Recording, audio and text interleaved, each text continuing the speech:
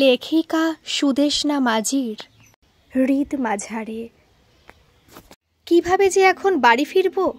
আকাশটা তো পুরো কালো হয়ে গেছে। ঝড় প্রায় উঠল বলে কোন বাসটা আগে ছাড়বে বুঝতেও পারছি না। ফিরতে তো অনেক দেরি হয়ে যাবে। তাড়াহুড়ো করে বেরোতে গিয়ে ছাতাটাও ফেলে এসেছি। এদিকে সুলগ্নাও আজ এলো না, টেনশন হচ্ছে খুব। বর্ধমান বর্ধমান বর্ধমান যাওয়ার বাস এদিকে। দাদা, এই বাসটা কটার সময় ছাড়বে? 6টায় ছাড়বে দিদি, উঠে বসুন। 6টায় ছাড়বে? তাহলে তো অনেক দেরি। হ্যাঁ দিদি, একটু অপেক্ষা করতেই হবে। বাসটা ছাড়তে দেরি আছে, তাহলে একটা জলের বোতল কিনে নিয়ে সিটে গিয়ে বসি। খিদেও পেয়ে গেছে প্রচণ্ড। কোনো রকমে বাড়ি পৌঁছতে পারলে একটু শান্তি। সামনের দোকান থেকে একটা জলের বোতল কিনে বাসের সিটে গিয়ে বসে সৌমিলি। সৌমিলি সেন, জীববিদ্যা বিভাগ, 2য় বর্ষ। সপ্তাহের 2 দিন প্র্যাকটিক্যাল ক্লাসের জন্য সৌমিলিকে রানীগঞ্জ যেতেই হয়। কলেজের প্রফেসর তার বাড়িতে ল্যাব প্র্যাকটিস করান।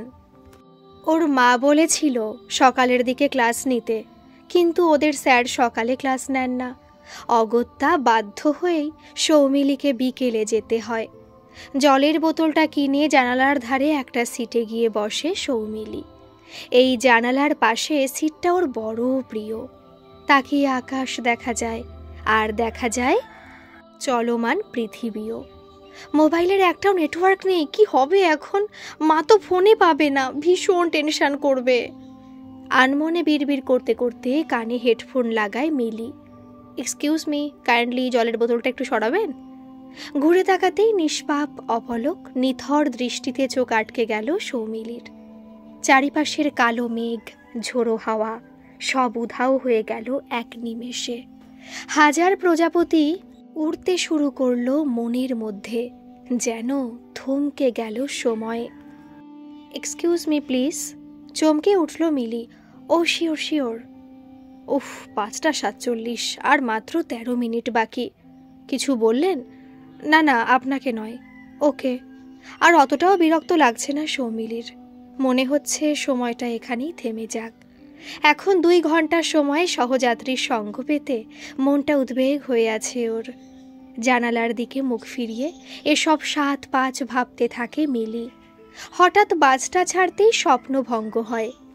পাশে তাকাতেই দেখে সঙ্গী যাত্রীটি নেই। উত্তেজিত হয়ে এদিক ওদিক তাকাতে থাকে ও। পাশে তাকাতেই দেখে ছোট একটা পলিথিনের ব্যাগ। বুঝতে পারে ব্যাগটি ওই ছেলেটির। কন্ডাক্টরকে ডেকে জিজ্ঞাসা করে মিলি, দাদা, আমার পাশে যিনি বসেছিলেন উনি কোথায় গেলেন? ও, উনি তো মনে হয় এক্ষুনি নেমে গেলেন। নেমে গেলেন? হ্যাঁ দিদি, আপনার পরিচিত নাকি? না না, ঠিক আছে, আমি এমনি জিজ্ঞাসা করলাম। ব্যাগটা হাতে পেয়ে কি করবে কি না করবে ভেবে পেল না মিলি। কিছুটা কৌতূহল বশত পলিথিনের ব্যাগটা নিজের ব্যাগের মধ্যে সযত্নে ঢুকিয়ে নিল। ঝড় বৃষ্টির মধ্যে ভিজে কোনো রকমে বাড়ি পৌঁছল মিলি। বাড়ি ফিরেই মায়ের বকুনি শুনে মায়ের গলা জড়িয়ে ধরল সে। ফোনটা কেন বন্ধ করে রেখেছিলি বলতো? আমার কি চিন্তা হয় না? একবার তো অন্তত ফোন করে জানাবি। এই ঝড় বৃষ্টির রাতে একা একা বাড়ি ফিরছিস। এরকম করলে কিন্তু তোর বাবাকে বলে তোর টিউশনিতে যাওয়াই বন্ধ করে দেব। প্লিজ মা, এরকম কিছু করো না। আমি কি করব বলো? মোবাইলে একটুও নেটওয়ার্ক ছিল না। তোর বন্ধুর থেকে ফোন করে তো একবার জানাতে পারতিস। সুলগ্না তো আজ ক্লাস করতে যায়নি। সুলগ্না ক্লাসে যায়নি? তার মানে তুই পুরো রাস্তা একা একা ফিরলি? যদি রাস্তায় কোনো অসুবিধা হতো তখন কি হতো বলতো? আজ তো ইনহেলারটা পর্যন্ত ফেলে গেছিস। কিচ্ছু হয়নি মা, তুমি শুধু শুধু চিন্তা করে প্রেশারটা বাড়িও না। আমি এখন বড় হয়ে গেছি মা, অনেক স্বাবলম্বী আমি। কিন্তু এখনও যদি আমি ভিজে জামাকাপড় চেঞ্জ না করি তাহলে মারাত্মক কিছু হতে পারে। হ্যাঁ তাই তো, পুরো ভিজে গেছিস। এতক্ষণে খেয়াল হলো তোমার? যা তাড়াতাড়ি চেঞ্জ করে নে, মাথাটা মুছিয়ে দিয়ে আমি খেতে দিচ্ছি। রুমে গিয়ে চেঞ্জ করেই ব্যাগ খুলে সেই পলিথিনের ব্যাগটা বের করলো মিলি। খুলেই দেখে একটা সুন্দর ডায়েরি, যত্ন করে বাঁধানো। ডায়েরির ওপরের কভারটা দেখেই একটা ভালো লাগার আবেশে জড়িয়ে পড়ল ও।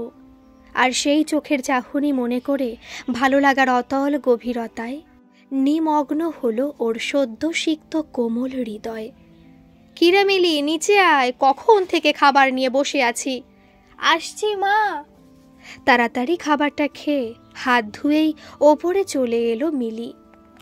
হ্যাঁ গো, যে মেয়ের খেতে কম করে 8 ঘন্টা সময় লাগে, সারাদিনে কি ঘটেছে না বললে যার খাবার হজমই হয় না, সেই মেয়েই আর চুপচাপ 5 মিনিটে খেয়ে ওপরে চলে গেল। কি ব্যাপার বলো তো? টায়ার্ড হয়ে ফিরেছে তো, তাই হয়তো ঘুম পেয়েছে। তাই হবে হয়তো, মায়ের মন তো, তাই সব সময় খচখচ করে। ওপরে এসেই দরজা বন্ধ করে দিল মিলি। একান্ত প্রতীক্ষিত ডায়েরিটা নিয়ে বিছানায় উপুড় হয়ে শুয়ে ডায়েরির পাতায় পরম যত্নে হাত বোলাতে লাগলো। প্রথম পাতা খুলতেই তারিখটা চোখে পড়ল মিলির। 13ই ফেব্রুয়ারি 2016। প্রায় 1 বছর 3 মাস আগের লেখা শুরু এই ডায়েরিটা। বড় করে একটা লাভ সাইন আঁকা রয়েছে প্রথম পাতায়, সঙ্গে 2 লাইন লেখাও। ভালোবাসা ভালোবাসে শুধুই তাকে, ভালোবেসে ভালোবাসায় বেঁধে যে রাখে। মিলির খেয়াল হলো ভ্যালেন্টাইন্স ডে এর আগের দিন লেখা ডায়েরিটা, তার মানে নিশ্চয়ই প্রেয়সীকে উদ্দেশ্য করে লেখা। কিন্তু আশ্চর্যের বিষয়, কোথাও কোনো নাম লেখা নেই। কৌতূহল বাড়তে থাকে মিলির। অচেনা মানুষ, অজানা পরিচয়, একরাশ অন্য অনুভূতি প্রকাশ হচ্ছিল মিলির। যে অনুভূতির মধ্যে ছিল ভালোবাসা এবং কৌতূহলের মেলবন্ধন। পরপর পাতা উল্টে মিলি দেখল প্রতিটি পাতায় ডেট দেওয়া এবং অল্প কিছু লেখা। ভালো লাগার আবেশ বজায় রাখার জন্য মিলি ঠিক করল প্রতিদিন একটি করে পাতা পড়বেও। ডায়েরিটা টেবিলে রেখে আলো বন্ধ করল মিলি। চোখ বন্ধ করতে ভেসে উঠল সেই নিষ্পলক গভীর দৃষ্টি। স্বপ্নের রাজ্যে তলিয়ে গেল মিলি। পরদিন সকালে উঠেই কলেজ যাওয়ার জন্য তৈরি হয়ে বেরিয়ে গেল ও। সারাদিন ক্লাসের ফাঁকে বাড়ি ফেরার তাড়া দিতে লাগলো তার চঞ্চল মন। যে মিলি ক্যান্টিনে 1 মিনিটও চুপ থাকতে পারত না, সেই অপলক দৃষ্টিতে চুপ করে বসে রইল সারাক্ষণ। দিনে 3 বারের পরিবর্তে একবারও ইনহেলার নেওয়ার প্রয়োজন হলো না তার। ক্লাস শেষে আড্ডা না দিয়ে সোজা বাড়ির দিকে রওনা দিল। বাড়ি ফিরেই চুপি চুপি খাবার টেবিলে চলে এলো। কিরে মিলি, শরীর খারাপ নাকি তোর? কই না তো, একটাও কথা বলছিস না যে। দেখি কাল বৃষ্টিতে ভিজে জ্বর বাঁধালি নাকি? না মা, আমি একদম ঠিক আছি, একটু প্র্যাকটিক্যালের চাপ আছে, ও ঠিক হয়ে যাবে, তুমি চিন্তা করো না তো। খেয়ে তাড়াতাড়ি নিজের ঘরে চলে গেল মিলি।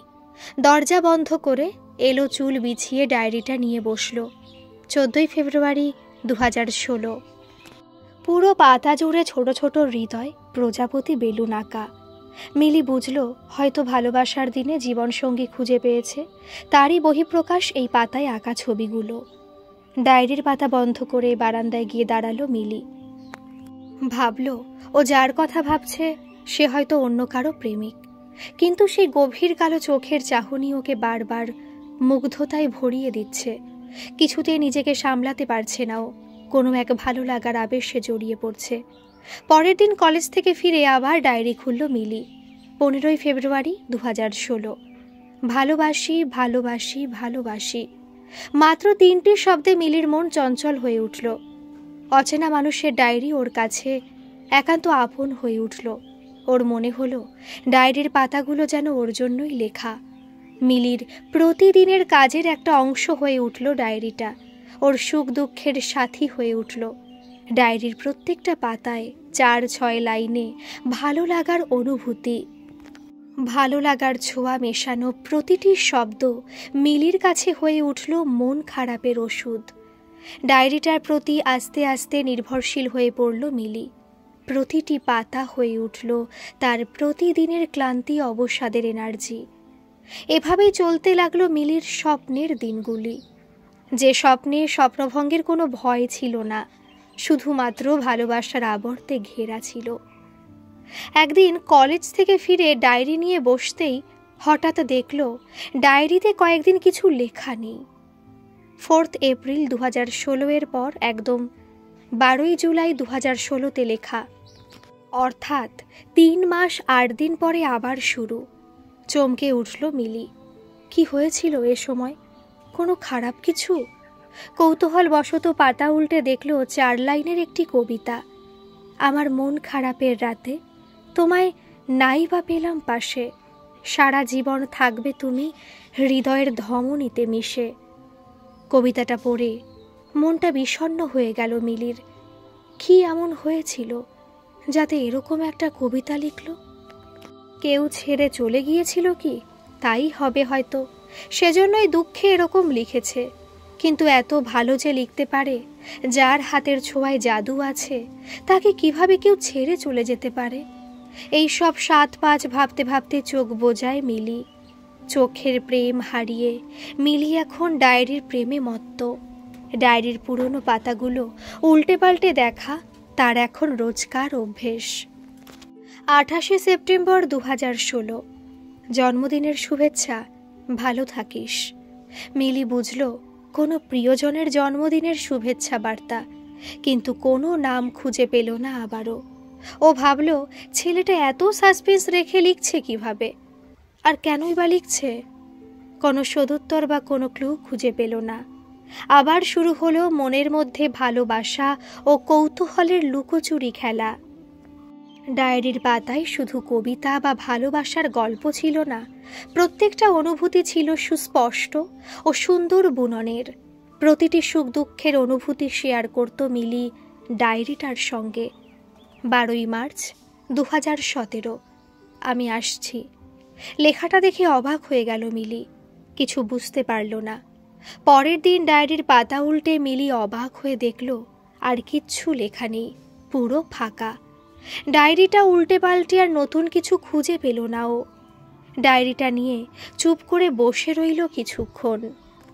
হঠাৎ করেই ওর মনে হলো যেন এক নিমেষের মধ্যে সব কিছু হারিয়ে ফেলেছে। চোখের কোণে ভিড় করে এসেছে বিন্দু বিন্দু অশ্রু। প্রতিদিনের অভ্যেস মতো ডায়েরিটা নিয়ে নাড়াচাড়া করে বন্ধ করে মিলি। হঠাৎ একদিন ওর মনে হয় ডায়েরিটার মানুষটাকে একবার খোঁজা দরকার, কিন্তু যোগাযোগের কোনো যোগসূত্র ছিল না ডায়েরিটার মধ্যে। তাই মিলি উপায় খুঁজতে ভাবতে বসল।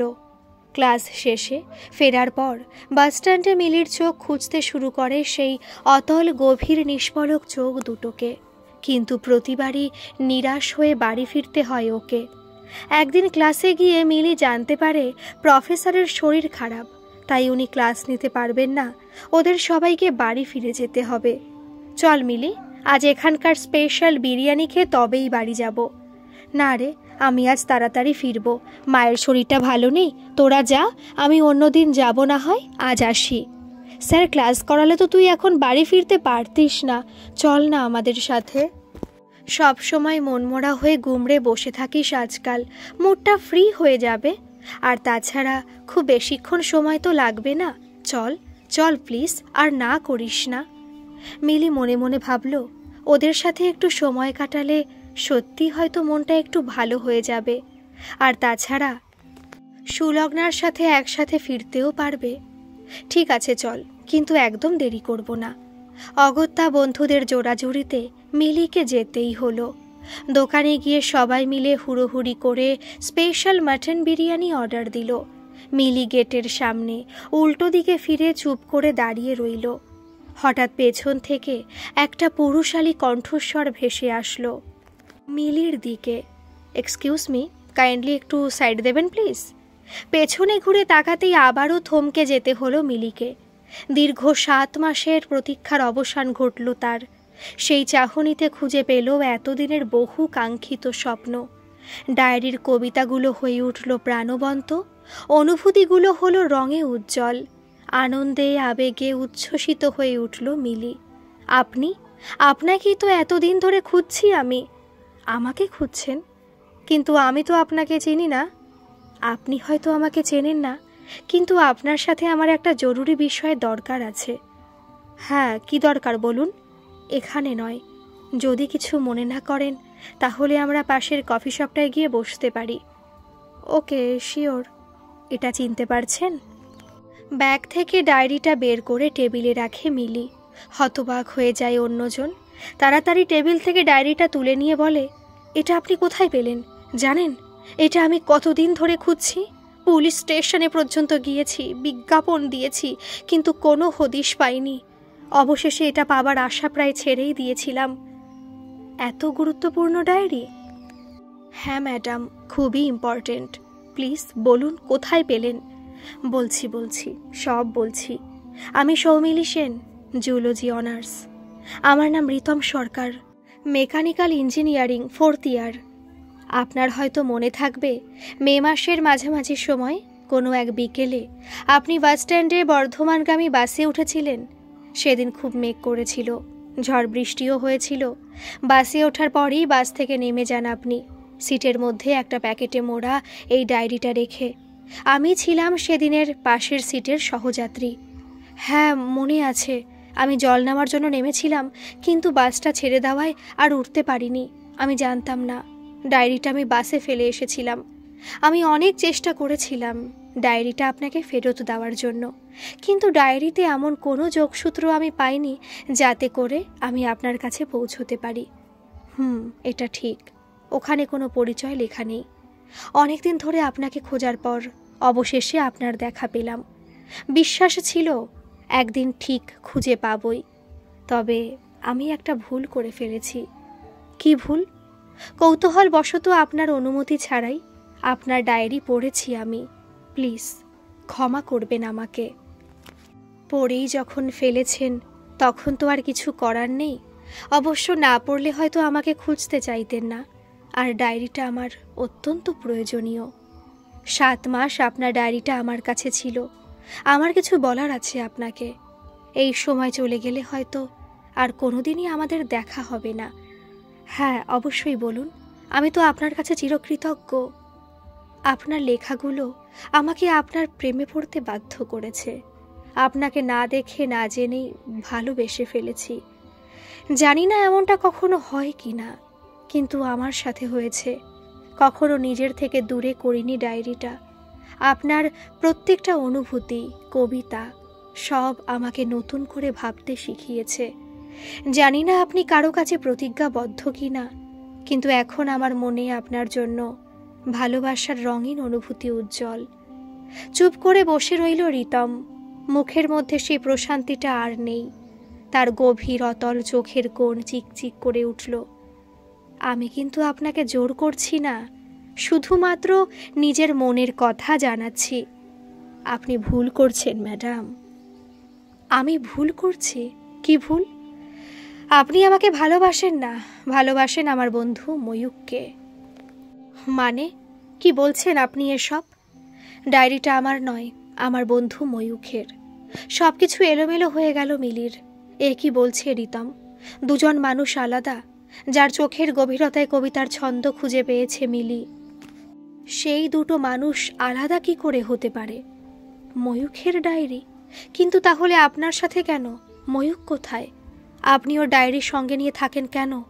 আর তাছাড়া ডায়েরিটা যে হারিয়ে গেছে সেটাও জানে। আবারও মুখ নিচু করে চুপ করে রইল রিতম। কি হলো বলুন, চুপ করে আছেন কেন? ময়ূখ আর এই পৃথিবীতে নেই। মিলির মাথায় আকাশ ভেঙে পড়ল। যার কবিতা নিয়ে এতদিন ধরে ও স্বপ্ন বুনে এসেছে সে পৃথিবীতে নেই। এটা কি হলো ওর সাথে? রিতমের চোখের চাহনিতেও ময়ূখের কবিতার ছন্দ মিলিয়েছে। দুটো সত্তাকে এক করে ভালোবেসেছে ও। ওর কাছে দুটো আলাদা সত্তার যে কোনো অস্তিত্ব নেই। ময়ূখ পৃথিবীতে নেই। এটা কি করে সম্ভব? রিতমের নিষ্পলক গভীর চাহনি আর ময়ূখের অনুভূতিপূর্ণ আবেগ কোনোটাই ভুলতে পারবে না মিলি। দেখা না দেখায় মিশে তৈরি ওর ভালোবাসা। কোনটাকে অস্বীকার করবে ও? একটা ছাড়া অন্যটা যে অচল। কান্নায় ভেঙে পড়ে মিলি। প্লিজ এভাবে কাঁদবেন না। আমি আপনার মনের অবস্থা বুঝতে পারছি। একটু শান্ত হন, আমি সব বলছি আপনাকে। মিলি কান্না থামিয়ে একটু শান্ত হয়। রিতম বলতে শুরু করে, ময়ূখের সাথে আমার প্রথম দেখা হয় প্রথম দিন কলেজের ক্যান্টিনে। বড্ড মিশুকে স্বভাব ছিল ওর। ওর স্বভাবেই খুব সহজেই একে অপরের বন্ধু হয়ে উঠি। কোনো কিছুতে না ছিল না ওর, সারাদিন হই হুল্লোড় হাসি ঠাট্টা মজা করেই কাটাতো।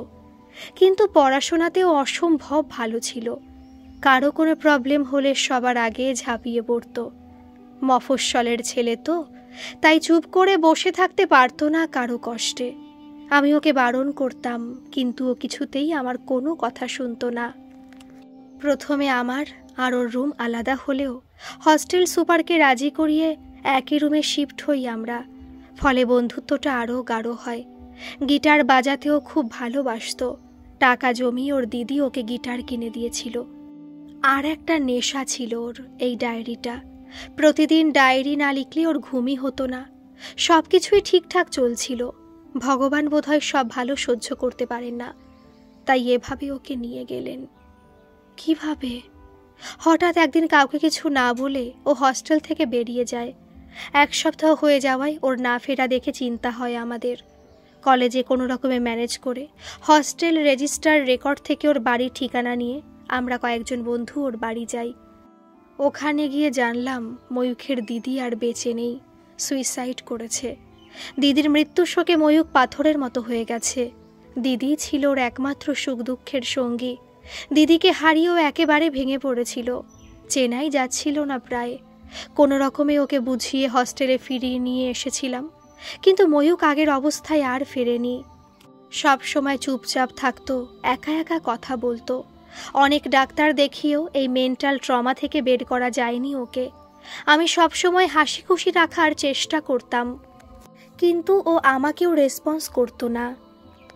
প্রিয় বন্ধুকে হারিয়ে আমিও খুব ভেঙে পড়েছিলাম। তারপর হঠাৎ একদিন ভোরবেলা ওকে রুমে না পেয়ে এদিক ওদিক খোঁজাখুঁজি করি। সকালে ঝাড়ুদার পুরনো হস্টেল বিল্ডিংয়ের নিচ থেকে ওর বডি খুঁজে পায়। কি করে এমন ঘটল তার কোনো হিসেব মেলেনি। পুরনো বিল্ডিং থেকে ঝাঁপ দিয়েছে বলে পুলিশের ধারণা, কিন্তু বিল্ডিংয়ের গেট বন্ধ ছিল। তাছাড়া ছাদে বা বিল্ডিংয়ের অন্য কোথাও সেরকম কোনো প্রমাণের চিহ্ন মেলেনি। ফরেন্সিক রিপোর্টে খুন বলেও উল্লেখ নেই। পুরোটাই রহস্যের বেড়াজালে ঘেরা। চুপ করে বসে রইল মিলি। কোন ভাষায় নিজের অনুভূতিকে বর্ণনা করবে খুঁজে পেল না। রিতমকে সান্ত্বনা দেওয়ারও ভাষা খুঁজে পেল না। হঠাৎ ওর মনে পড়ল অনেকদিন আগে পেপারের একটা হেডলাইন, 2য় বর্ষের ইঞ্জিনিয়ার ছাত্রের রহস্য মৃত্যু। কোনো রকমে নিজেকে সামলে নিল রিতম। এবার আশা করি আপনি সবটা বুঝতে পেরেছেন। আপনি কেন ওর ডায়েরিটা বয়ে বেড়ান? আমি ওকে কখনো কাছছাড়া করতে চাইনি। ও আমার প্রিয় বন্ধু ছিল। এক মুহূর্তের জন্য ওকে আলাদা রাখতে পারবো না আমি। এই কদিন ডায়েরিটা হারিয়ে প্রায় পাগলের মতো খুঁজেছি। ডায়েরিটা আমার কাছেই রাখতো। এতে ওর দিদির কথা লিখত, ওর ভালো লাগার অনুভূতি লিখত। বুঝতে পারছি আপনি আপনার প্রিয় বন্ধুকে হারিয়েছেন। আপনার মনের পরিস্থিতি খুবই খারাপ, কিন্তু আমিও তো ওকে না দেখেই ওর প্রতি অনুভূতি প্রবণ হয়ে পড়েছিলাম। আপনার চোখের দিকে তাকিয়ে আমি ওকে কল্পনা করেছি। আমি নিজেকে আটকাবো কি করে? জানেন, ময়ূখ আমাকে খুব ভালোবাসতো। ও সব সময় বলতো, যদি কোনোদিন দেখিস কেউ তোর চেয়েও তোর প্রিয় বন্ধুকে বেশি ভালোবাসছে, তাহলে বুঝবি তোর জন্য সে একেবারে উপযুক্ত। মানে, আমি জানি না আপনি আমার চোখের গভীরতায় কি কল্পনা করেছেন। ময়ূখের ডায়েরির অনুভূতিগুলোতে আপনি আমাকে দেখেছেন কিনা, বা আমাকে নিয়ে আপনি কতটা ভেবেছেন তাও আমি জানি না। কিন্তু এত সরল মনে আপনি ময়ূখের কল্পনার অনুভূতিগুলো গুরুত্ব দিয়েছেন। এতটা নিজের মতো করে ভাবতে পেরেছেন। ময়ূখ তো আর এই পৃথিবীতে নেই। তাই আমি আপনার এবং ময়ূখের প্রতি আপনার অনুভূতিগুলোর দায়িত্ব নিতে চাই। নতুন করে বাঁচিয়ে রাখতে চাই ডায়েরিটাকে। ময়ূখ হয়তো ওপর থেকে দেখে খুশি হবে, তার বেস্ট ফ্রেন্ডকে তার চেয়ে বেশি ভালোবাসবেন না আপনি। আমি জানি এটা ময়ূখেরই প্রাপ্য। আমি জোর করছি না আপনাকে। যদি আমায় ওই জায়গায় ভাবতে পারেন, তাহলে আর একবার নতুন করে ভাবনাগুলো শুরু করুন না।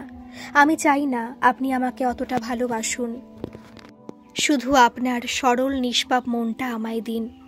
যে তার বন্ধুর চলে যাওয়ার পরও স্মৃতি আগলে থাকে, যার মন জুড়ে বন্ধুর প্রতি দায়বদ্ধতা এত প্রগাঢ়, যার নিষ্পলক চোখে এমন গভীর অদ্ভুত শীতল চাহনি, কোনো কিছু দাবির আগেই নিঃস্বার্থভাবে যে সব দিতে পারে, তাকে ভালোবাসা পরম সৌভাগ্যের।